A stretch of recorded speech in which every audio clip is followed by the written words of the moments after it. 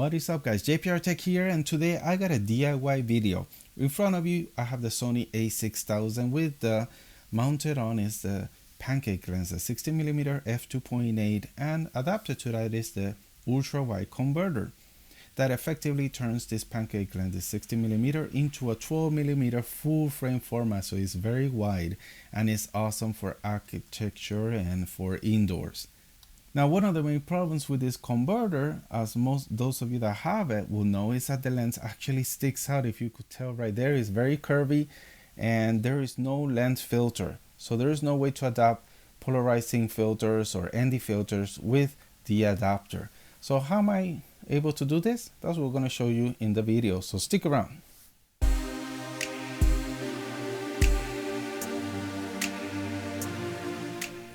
Alright, so now I'm going to show you how to get your ND filter mounted into your Sony mirrorless camera with the Ultra Wide Converter. First thing we want to do is you want to get a step-up ring, and these ND filters are very cheap in Amazon and eBay. They probably cost like $10–15 including shipping, because this is just plastic. Everything is plastic, and even the actual, well, it's not glass, the actual filter is plastic.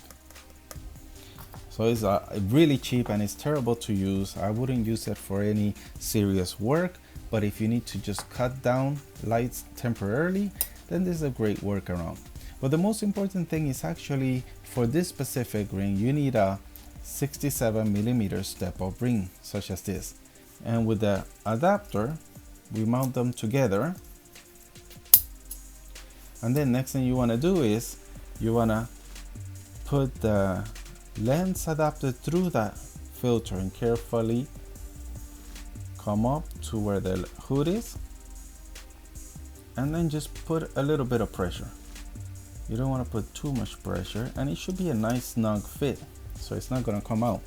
But because it's an adapter on the stepper ring, you're able to rotate the actual lens filter, which you really need to do, because if you have the covers or the flaps for the filters on the side of the lens, they will show up in the picture. So you got to rotate the adapter parallel to the actual sides of the lens hood on the lens.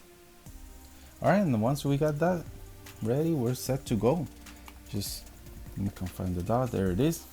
All right, match the red dots, click together, rotate it, get your lens filter.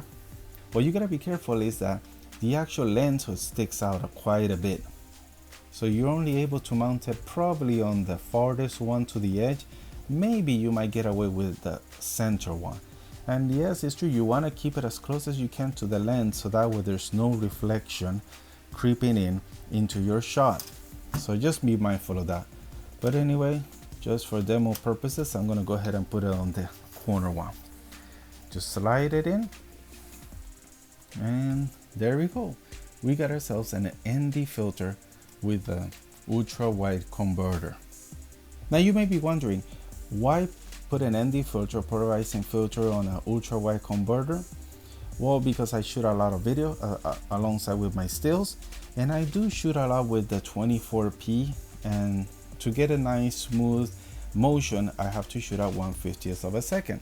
When I'm outside in the bright sunlight during the lunch hours, which are terrible to film in, well, I usually end up with a really high aperture, like a f22, and then it's just still too bright for me. If I want to shoot in a constant f5.6, which is actually the sweet spot with this lens combo, and a shutter speed of 1/50th of a second, but I still want to cut some light out, we're gonna need an ND filter, and that's where this DIY comes in handy. So I really hope those of you guys that have this lens combo with the camera is able to benefit from this DIY. Let me know down in the comments below what other alternatives are there to control the exposure or the highlight using this kind of lenses without threads.